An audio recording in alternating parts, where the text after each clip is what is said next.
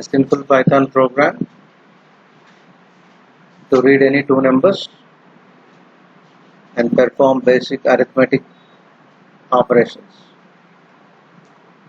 Line number 2 and 3, we used two variables, num1, num2. The variables can be anything, it can be xy or it can be pq. As you know, in Python, input function is used to read the data, but it reads the data in the form of string.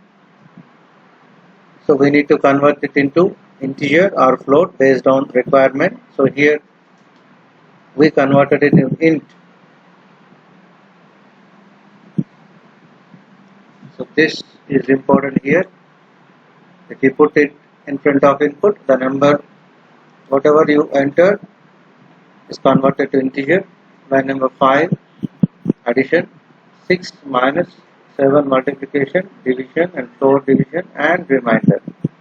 You can see the input and output on the right side.